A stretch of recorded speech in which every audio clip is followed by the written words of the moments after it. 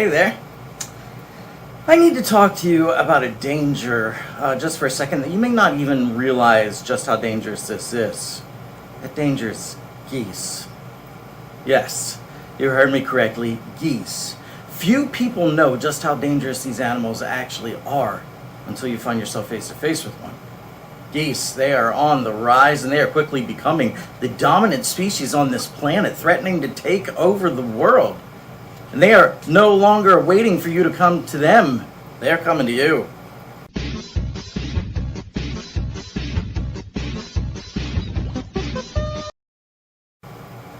Yeah, see, you never realize how violent these creatures are until they actually show up at your window.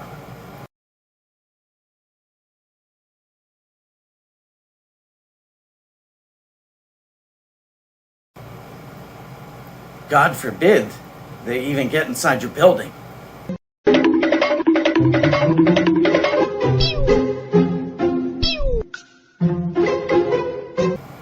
And you don't realize how much a goose bite actually hurts. I mean, I don't know if you know this or not, but they've got teeth.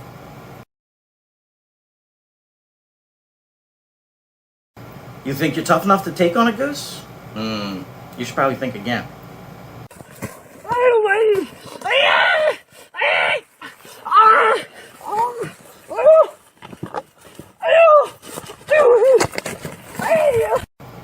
Tigers aren't even tough enough to take on a goose.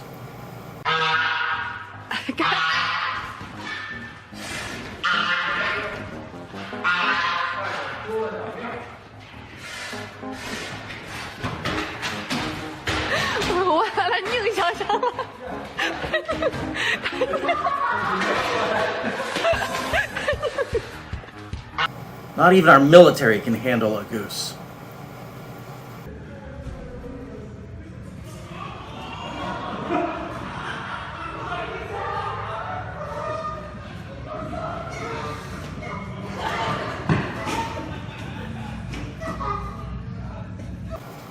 And I'm telling you right now, the second that they learn to drive a car, that is the second that we have lost the war.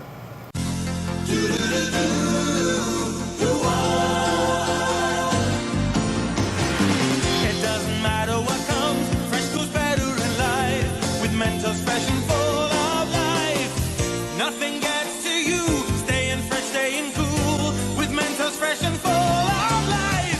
Fresh goes better with Mentos fresh. Fresh goes better with Mentos fresh and full of life. And let's not even talk about French geese.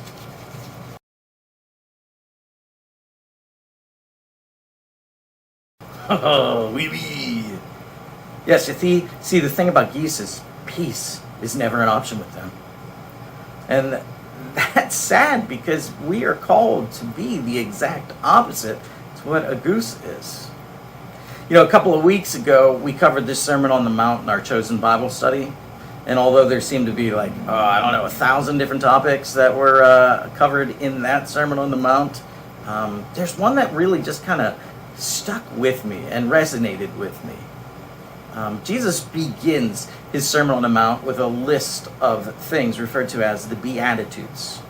In other words, they are a list of attitudes we should be. And it was the seventh Beatitude that really resonated with me. Blessed are the peacemakers, for they will be called the children of God. Blessed are the peacemakers. And the world could use a few more of those, couldn't it? Well, I know we might say yes to that, but at the same time, it feels like we don't really care about peace too much anymore. Peace doesn't fall high on our list of desires, because we have sadly become a world that is all too comfortable with conflict. Conflict used to make us sick. We hated it. We would do our best to avoid it or find a way to end it. But today, it's just a natural state of being. The war in the Ukraine is on day 820. 820. That means Russia and Ukraine have been battling for over 2 years. People are still losing their lives every single day.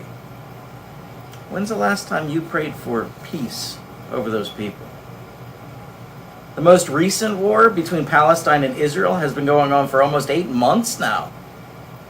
How passionately are you following along with that one, begging God for peace for that situation? According to Geneva, currently in the world, there are 6 armed conflicts in Latin America, 7 in Europe, 21 in Asia, and 35 in Africa. Somebody is killing somebody else in the world every single day. Name a day when it isn't happening. Peacemakers? Nobody's trying to make peace. Because it's just a way of life now. And it's so frequent to take place that we have become completely desensitized to it. And not only are we desensitized to it on a global scale, but it trickles down into all levels of our existence. Everything has turned into us versus them, with no peace being sought after and no peace in sight. And whether it's politics or a troublesome neighbor, we are perfectly comfortable these days being at odds with all kinds of people.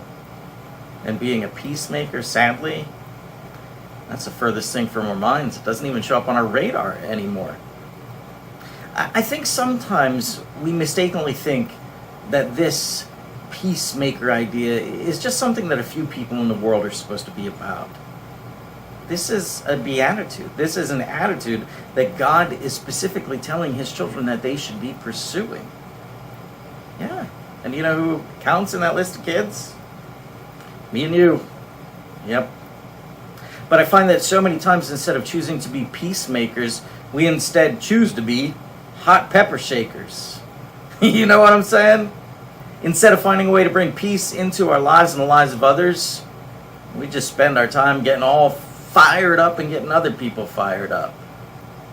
If I were to ask you which one you are right now, without thinking too much about it, what would you say? Are you a peacemaker or are you a hot pepper shaker?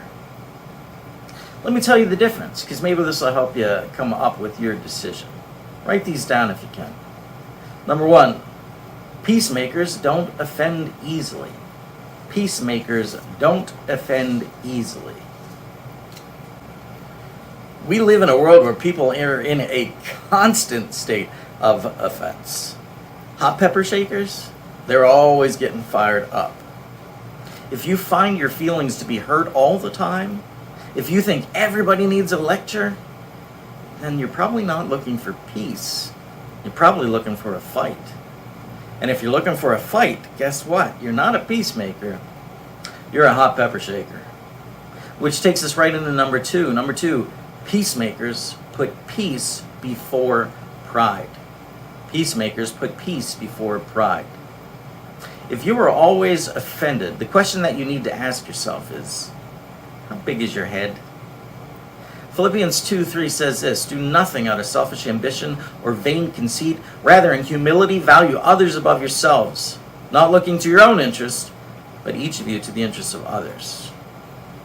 Here's the thing, if you constantly find yourself saying, well, who do they think they are to tell me that? How dare they? What right do they have? What you're really saying is, I am so much better than them. This is why I deserve to be upset. Do you know what prevents those types of conflicts from ever starting? A little bit of humility. A little bit of humility goes a very long way. And it's not that I'm telling you can't have good self-esteem. Instead, it's knowing your worth, but then choosing to put others on equal ground at the same time. Whereas Philippians said, even valuing them above yourself.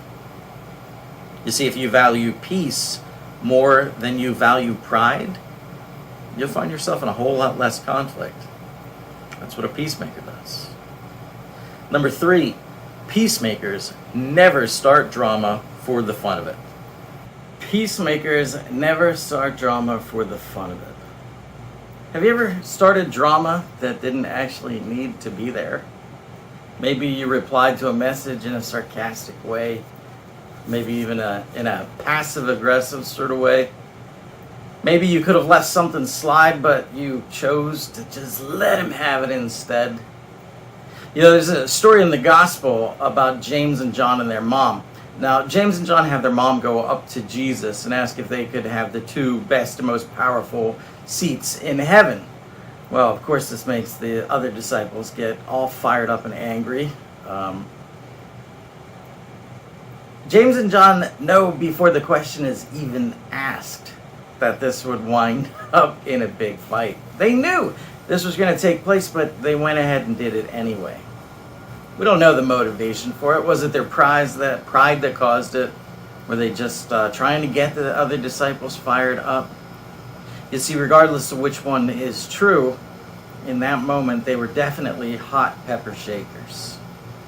Hot pepper shakers say things purposefully that get people fired up. Maybe it's something offensive. Maybe it's intended to hurt somebody. Maybe it's something that accidentally hurt somebody that they didn't bother to spend the time thinking through. If you say something like, "I'll just call it like I see it," or "I'm just speaking the truth," then you're not a peacemaker. You're a hot pepper shaker. You see, peacemakers think their words through before they say them to see whether or not their words might result in an unnecessary conflict. And that's the thing, folks. That's the thing, folks. That's the thing, folks. Being a peacemaker is different from being a peaceful person. A peaceful person naturally just doesn't want to be involved in conflict. A peacemaker, instead, is actively seeking to keep the peace. Does that mean that a peacemaker will never be in conflict? Well, Jesus was a peacemaker. At the same time, though, he turned tables over in the temple. He spoke harshly to the Pharisees. But when he was arrested and tried, what did he do? He was silent even during the most baseless of accusations. You see, there's a time for conflict, but that time is minuscule in comparison to the time for peace. And planned conflict in a peacemaker's life is with purpose. It's planned. That brings us to number 4. A peacemaker's goal in confrontation is to change and resolution. Let me say that again. A peacemaker's goal in confrontation is change and resolution. Peacemakers don't just get mad to let off some steam. They will be involved in conflict when there is a chance for change because of that conflict. Matthew chapter 7 verse 6 says, "Do not give to dogs what is sacred. Do not throw your pearls to pigs. If you do, then they may trample them under their feet and tear you to pieces." Do not throw your pearls to pigs. What does that mean? Well, that means if you know that starting this conflict is going to result in no positive change, then peacemakers do not waste godly words on those who they know are going to refuse to hear them. A peacemaker will only get involved in conflict if there is an honest chance for change. And then peacemakers will attempt to keep this conflict as brief as possible. Ephesians 4:26 says, "In your anger, do not sin. Do not let the sun go down while you're still angry, and do not give the devil a foothold." What that verse is telling us is that in order to be a peacemaker, you've got to be quick about it. Why? Well, so that the devil doesn't have a chance to get bitterness to sink in and take hold of your heart or someone else's heart because you dragged out the conflict. If you let things go on, if you let things drag on, you are a hot pepper shaker. Man, this peacemaker thing sounds like a lot of work, doesn't it? Are we even sure that this is actually worth it? I mean, why put so much effort into bringing peace into our lives and the peace in the lives of others if we're the only ones that are trying to be peaceful? Well, here's the final truth of being a peacemaker. Number 5, peacemakers ultimately want to further God's kingdom. Peacemakers ultimately want to further God's kingdom. That's the motivator. That's the reason behind it. To spread God's love and introduce those who do not know Him to Jesus. Is it worth it? To me it is. I'm willing to sacrifice whatever it takes, my pride, my time, my ego, Whatever it takes to be able to share the gospel with as many as possible. I honestly try to live my life by 1 Corinthians 9:22. I have become all things to all people, so that by all possible means I might save some. I do all this for the sake of the gospel, that I might share in its blessings. Is it worth it? Drawing hearts nearer to God and adding numbers to heaven? I think it's always worth it. So the question of the day, are you a peacemaker or are you a hot pepper shaker? Take some time to actually toss that around in that brain of yours. And then think about whether or not it might be time to let up on the spicy stuff. Thanks for watching. Thanks for listening. Take care. God bless. Hope to see you soon.